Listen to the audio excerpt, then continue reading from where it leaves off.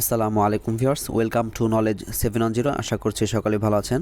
আমরা আজকে একটি প্র্যাকটিস ক্লাস নিব, অর্থাৎ গত ক্লাসে আমরা পত্রিকার হেডলাইন এর যে 10টি রুল নিয়ে ক্লাস নিয়েছিলাম, সেই 10টি রুল অর্থাৎ সরাসরি বাক্যে বা হেডলাইনে কিভাবে ব্যবহার হয় আসলে আমরা প্র্যাকটিক্যালি একটু দেখার চেষ্টা করব সরাসরি পত্রিকা থেকে। সো প্রথমেই যে আমাদের বাক্যটি, armed forces to be deployed on Dec 29 for 13 days. এটা এই যে আজকের যে হেডলাইনগুলো, আমি যতগুলো হেডলাইন এখানে অনুবাদ করব, একটু দেখার চেষ্টা করব রুলগুলো কীভাবে ব্যবহার হয়েছে। এই সবগুলো নেওয়া হয়েছে দ্য ডেইলি স্টার পত্রিকা থেকে, ঠিক আছে।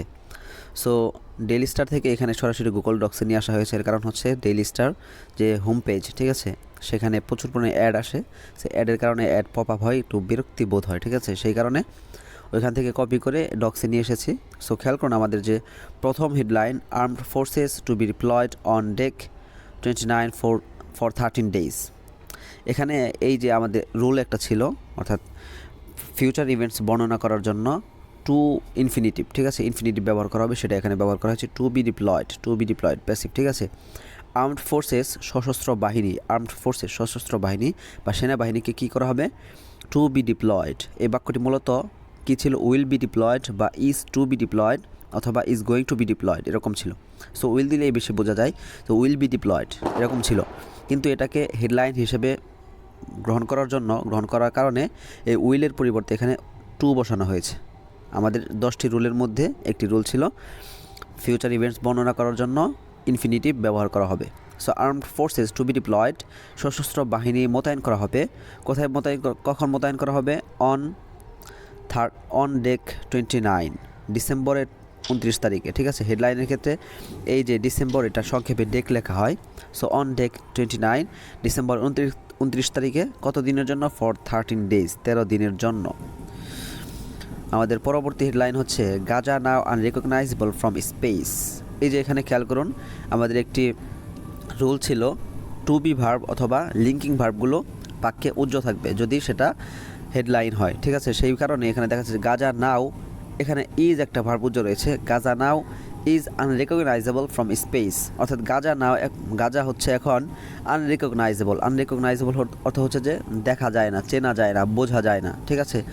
So Gaza now is unrecognizable, Gaza এখন দেখাই যায় না, চেনা যায় না, কোথা থেকে, ফ্রম স্পেস অর্থ হচ্ছে মহাকাশ, ঠিক আছে। মহাকাশ থেকে গাজাকে এখন দেখাই যায় না। এর অর্থ হচ্ছে যে এই স্যাটেলাইটের যে ক্যামেরা, সেই ক্যামেরা থেকে আমাদের যে ভূপৃষ্ঠ রয়েছে সব কিছুই কিন্তু মোটামুটিভাবে দেখা যায়। এটাই বোঝানো হচ্ছে যে গাজা এখন আর দেখাই যায় না, বোঝাই যায় না কিছু, এত পরিমাণে ধ্বংসযজ্ঞ সেখানে চলেছে। এ কারণে Gaza now unrecognizable from space, এটা মূলত ছিল গাজা নাও ইজ বা Gaza is now unrecognizable from space. আশা করি বুঝতে পেরেছেন। আমাদের পরবর্তী অংশ, sporadic violence worries voters in Chattogram. Sporadic অর্থ হচ্ছে যে বিক্ষিপ্ত, আর ভায়োলেন্স সহিংসতা। সো বিক্ষিপ্ত সহিংসতা কী করেছে, ওরি অর্থ আমরা জানি যে চিন্তিত করা, চিন্তিত হওয়া, উদ্বিগ্ন করা, উদ্বেগ প্রকাশ করা ইত্যাদি বিভিন্ন অর্থে ব্যবহার হয়ে থাকে। সো স্পোরেটিক ভায়োলেন্স ওরিজ এখানে ট্রানজিটিভ ভার্ব হিসেবে ব্যবহৃত হচ্ছে, যে বিক্ষিপ্ত সহিংসতা উদ্বিগ্ন করেছে, ঠিক আছে, উদ্বিগ্ন করেছে। কাকে করেছে, ভোটারসদেরকে। ভোটাররা কোন জায়গার, ইন চট্টগ্রামের, ঠিক আছে, চট্টগ্রামের ভোটারদেরকে বিক্ষিপ্ত সহিংসতা কী করেছে, উদ্বিগ্ন করেছে। এখানে যে আমাদের 10টি রুলের একটি রুল ছিল, সেটা হচ্ছে যে পাস্ট ইভেন্ট বর্ণনা করার জন্য প্রেজেন্ট সিম্পল টেন্স ব্যবহার করা হয়। এই যে আমি বললাম যে বিক্ষিপ্ত সহিংসতা কী করেছে, চট্টগ্রামের ভোটারদেরকে এই উদ্বিগ্ন করেছে, ঠিক আছে। এই যে পাস্টের অর্থ তুললাম আমি, কিন্তু এখানে দেখুন রয়েছে প্রেজেন্ট সিম্পল টেন্স, ঠিক আছে, ওরিজ, অর্থাৎ এটা মূলত ওরিড এরকম ছিল, কিন্তু প্রেজেন্ট হেডলাইন হওয়ার কারণে পাস্ট ইভেন্টকে প্রেজেন্ট সিম্পল টেন্স দিয়ে বর্ণনা করা হচ্ছে। আমাদের পরবর্তী হেডলাইন হচ্ছে January 7 polls government announces 3-day motorcycle ban. এখানে খেয়াল করুন জানুয়ারি 7 পোলস, জানুয়ারি 7 তারিখে এই কি নির্বাচন, ঠিক আছে। এখানে জানুয়ারি 7 ইজ, এখানে একটা ইজ ভার্ব ছিল, ঠিক আছে, টু বি ভার্ব বা লিঙ্কিং ভার্ব যেটাই বলুন, সেই ভার্বগুলো কিন্তু হেডলাইনে উজ্জ্ব রাখা হয়। সো জানুয়ারি 7 ইজ পোলস, জানুয়ারি 7 তারিখে হয় নির্বাচন। তার পরবর্তী যে গ্রামার সেটা হচ্ছে যে এখানে কোলন ব্যবহার করা হয়েছে। আমি বলেছিলাম যে কোলন, সেমিকোলন, কমা ইত্যাদি এই কনজাংশনের পরিবর্তে ব্যবহার করা হয়। সো এখানে মূলত ছিল যে January 7 polls government announces 3-day motorcycle ban, সরকার 3 দিনের জন্য মোটরসাইকেল নিষিদ্ধ করেছে বা নিষিদ্ধতা ঘোষণা করেছে। এখানে একটা অ্যান্ড উজ্জ্ব রয়েছে। সো সেই অ্যান্ডের পরিবর্তে এখানে একটা কোলন ব্যবহার করা হয়েছে হেডলাইন হওয়ার কারণে। আশা করি বুঝতে পেরেছেন। সো গভর্নমেন্ট অ্যানাউন্সেস, সরকার ঘোষণা করেছে। এখানেও আরেকটি বিষয় খেয়াল করুন, এখানে আরেকটি রুল রয়েছে আমাদের, অর্থাৎ একটি বাক্যে এখানে দেখুন 3টি রুল রয়েছে। এখানে একটা ইজ লিঙ্কিং ভার্বটি উজ্জ্ব রয়েছে, এখানে অ্যান্ডের পরিবর্তে কোলন ব্যবহার করা হয়েছে, এখানে অ্যানাউন্স পাস্ট ইভেন্ট বর্ণনা করার জন্য প্রেজেন্ট সিম্পল টেন্স ব্যবহার করা হয়েছে। এক বাক্যে অর্থাৎ একটা হেডলাইনে 3টি রুল চলে এসেছে। Government announces 3-day motorcycle ban, সরকার ঘোষণা করেছে, কি ঘোষণা করেছে? 3-day মোটরসাইকেল ব্যান, 3 দিনের জন্য মোটরসাইকেল নিষিদ্ধ, 3 দিনের মোটরসাইকেল নিষিদ্ধতা ঘোষণা করেছে। এই যে একটা ফ্রেজ, এই ফ্রেজগুলো মনে রাখবেন সুন্দর করে, ঠিক আছে? এখানে যদি আপনি 3-day bus ban, 3-day firearms ban, 3-day air flight ban, ঠিক আছে, এরকম অনেক শব্দ কিন্তু দিতে পারেন এখানে, যে বিমান চলাচল বন্ধ, বিমান চলাচল নিষিদ্ধ, বাস চলাচল নিষিদ্ধ। আবার 3-র জায়গায় এখানে সংখ্যা চেঞ্জ করতে পারেন, ঠিক আছে? এই ফ্রেজগুলো মনে রাখবেন, সুন্দর সুন্দর একটি ফ্রেজ। সো আমাদের পরবর্তী অংশ হচ্ছে পরের headline, carrying displaying firearms banned till January 9। এখানে আমাদের এই হেডলাইনেও 2টি রুল প্রযোজ্য হয়েছে, খেয়াল করুন। ক্যারিং বহন করা, ডিসপ্লেইং প্রদর্শন করা। সো বহন করা এবং প্রদর্শন করা, বহন করা এবং প্রদর্শন করা, এখানে অ্যান্ড কনজাংশনের পরিবর্তে কমা ব্যবহার করা হয়েছে, খেয়াল করুন। ক্যারিং অ্যান্ড ডিসপ্লেইং এরকম ছিল সাধারণভাবে, কিন্তু হেডলাইন হওয়ার কারণে এই অ্যান্ডের পরিবর্তে কমা দেওয়া হয়েছে। ক্যারিং অ্যান্ড ডিসপ্লেইং, বহন করা ও প্রদর্শন করা। কি প্রদর্শন করা বা বহন করা? ফায়ার আর্মস, বন্দুক। কি করা হয়েছে? এই যে বহন করা এবং প্রদর্শন করা, বন্দুক প্রদর্শন করা এবং বহন করা, কি করা হয়েছে? ব্যান করা হয়েছে, নিষিদ্ধ করা হয়েছে। এখানেও একটা হ্যাভ বিন বা ওয়্যার উজ্জ্ব ছিল, ঠিক আছে? এই ব্যানের পরিবর্তে প্যাসিভ ভয়েস ওয়্যার বা হ্যাভ বিন উজ্জ্ব ছিল, কিন্তু হেডলাইন হওয়ার কারণে সেই অক্সিলারি ভার্বগুলো উজ্জ্ব রয়েছে, ঠিক আছে? হেডলাইন হওয়ার কারণে অক্সিলারি ভার্বগুলো উজ্জ্ব রাখা হয়েছে। কোন দিন পর্যন্ত? টিল জানুয়ারি 9, জানুয়ারির 9 তারিখ পর্যন্ত কি করা হয়েছে? এই বন্দুক বা ফায়ার আর্মসগুলো প্রদর্শন করা এবং বহন করা নিষিদ্ধ করা হয়েছে, ওয়্যার ব্যান্ড বা হ্যাভ বিন ব্যান্ড। তার পরবর্তী অংশ হচ্ছে যে how pacer Sakib became a leading spinner. এখানে আমাদের যে 10টি রুল ছিল, সেই 10টি রুল এখানে একটাও প্রযোজ্য হয়নি। আমি বলেছিলাম যে আমি যে রুলগুলো বলছি বা সেই গতকাল যে রুলগুলো বলা হয়েছে, সেগুলো কিন্তু 98% সময় পত্রিকার হেডলাইনে দেখা যায়, কিন্তু কখনো কখনো সেটা নাও হতে পারে, অর্থাৎ সচরাচর যে রুল, সেই রুল অনুযায়ী হতে পারে। এখানে দেখুন বিকেম, এখানে কিন্তু এই প্রেজেন্ট সিম্পল টেন্স দিয়ে বলা হয়নি, এখানে পাস্ট সিম্পল টেন্স দিয়ে বলা হয়েছে যে হাউ, কিভাবে pacer Sakib became, pacer Sakib হয়ে উঠলো, কি হয়ে উঠলো? লিডিং স্পিনার, শীর্ষস্থানীয় বা বড় স্পিনার। এই পেসার আর স্পিনার এটা আসলে এক ধরনের বল করার ধরন, ঠিক আছে? পেস বল বা স্পিন বল, যারা খেলায় মগ্ন বেশি তারা এটা ভালোভাবে বুঝবেন। সো যাই হোক, কীভাবে পেসার সাকিব লিডিং বা শীর্ষস্থানীয় বড় স্পিনার হয়ে উঠলেন, এখানে আমাদের 10টি রুলের কোনো রুলই প্রযোজ্য হয়নি। সো কখনো কখনো এর ব্যতিক্রম হয়ে থাকে। সো যাই হোক, পরবর্তী আমাদের হেডলাইন হচ্ছে BNP men held while distributing anti election leaflets in Chattogram. ঠিক আছে, এখানে খেয়াল করুন বিএনপির লোকদেরকে, ঠিক আছে, বিএনপির লোকজন, এখানে ম্যান থেকে মেন করা হয়েছে, প্লুরাল করা হয়েছে। বিএনপির লোকদেরকে কী করা হয়েছে? হেল্ড, আটক করা হয়েছে।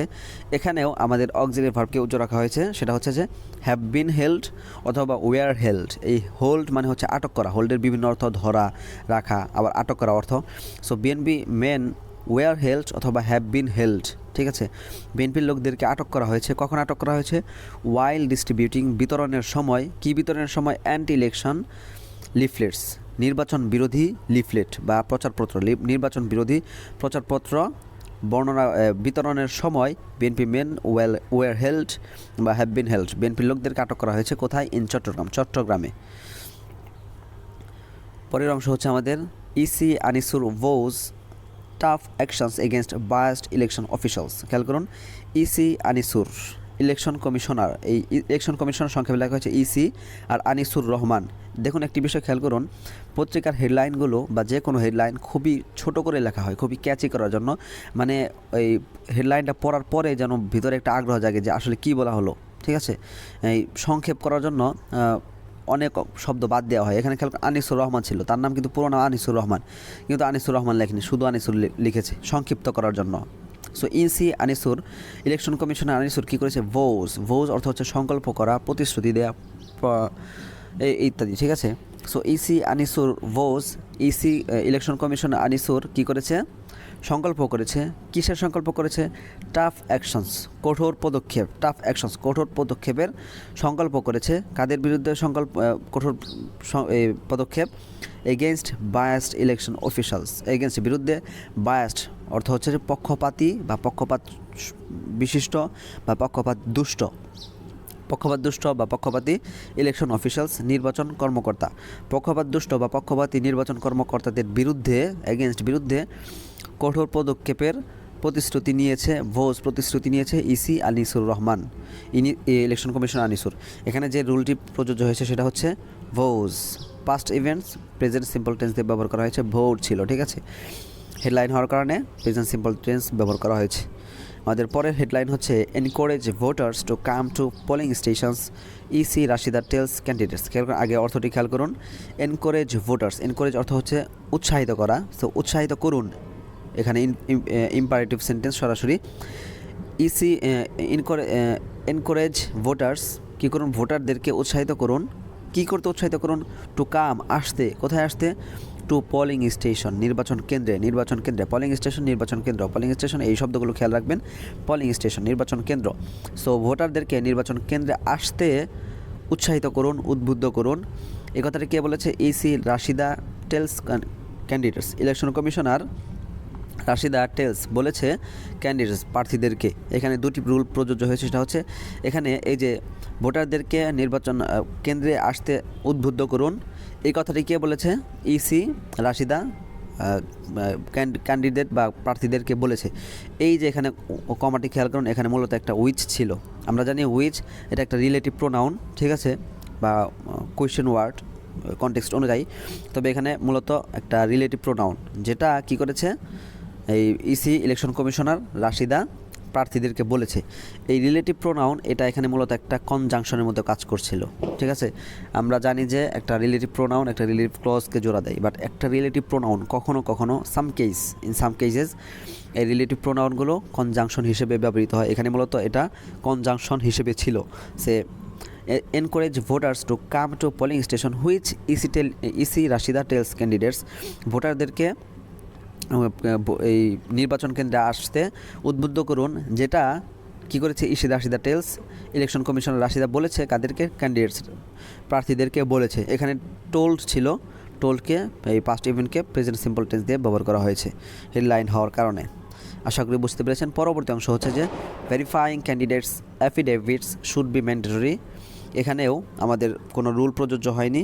এখানে সচরাচর যে রুল সেটা এই যে শুড বি, ঠিক আছে, শুড বি উচিত হবে এরকম। সো ভেরিফাইং অর্থ যাচাই করা।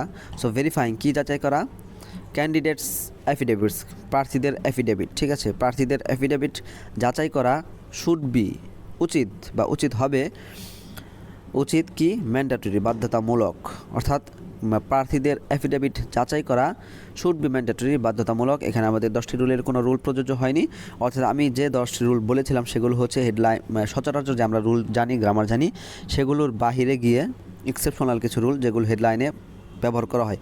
কিন্তু হেডলাইন শুধু যে ওই 10টি রুলই ফলো করবে সবসময় তা কিন্তু না, বরং সচরাচর যে রুলগুলো রয়েছে সেগুলোও ব্যবহার করতে পারে। সেই হিসেবে এখানে এই যে শুড বি রয়েছে সচরাচর যে গ্রামার সেটা, তারপরে যে Sakib how pacer Sakib became, এটাও সচরাচর আমাদের গ্রামার সেটা। সো যাই হোক, এই ছিল আজকের আয়োজন।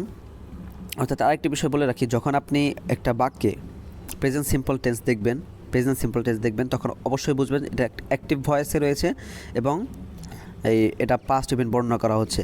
আবার যদি দেখেন একটা বাক্যে পাস্ট ফর্ম রয়েছে, একটা সাবজেক্ট, তারপরে দেখছেন যে পাস্ট ফর্ম তো থাকবে না, পাস্ট পার্টিসিপল ফর্ম থাকবে, ঠিক আছে, পাস্ট পার্টিসিপল ফর্ম থাকবে। তখন পাস্ট পার্টিসিপল ফর্ম দেখলেই আপনি বুঝতে পারবেন যে এটা হয়তো পাস্ট সিম্পল টেন্সের প্যাসিভ ভয়েস অথবা প্রেজেন্ট পারফেক্ট টেন্সের সিম্পল প্যাসিভ ভয়েস। ওইখানে ওয়্যারকে উজ্জ্ব রাখবেন বা ওয়াজকে উজ্জ্ব রাখবেন অথবা হ্যাভ বিন বা হ্যাজ বিনকে উজ্জ্ব রাখবেন। উজ্জ্ব রেখেই আপনি অর্থ তুলতে পারেন খুব সহজে। ঠিক আছে। সো এই ছিল আজকের আয়োজন, খুবই ছোট একটি ক্লাস ছিল। যদি আমার ভিডিওগুলো ভালো লেগে থাকে আপনাদের, অবশ্যই চ্যানেলটি সাবস্ক্রাইব করবেন, বন্ধুদের মাঝে শেয়ার করবেন। সকালে ভালো থাকবেন, ফি আমানিল্লাহ।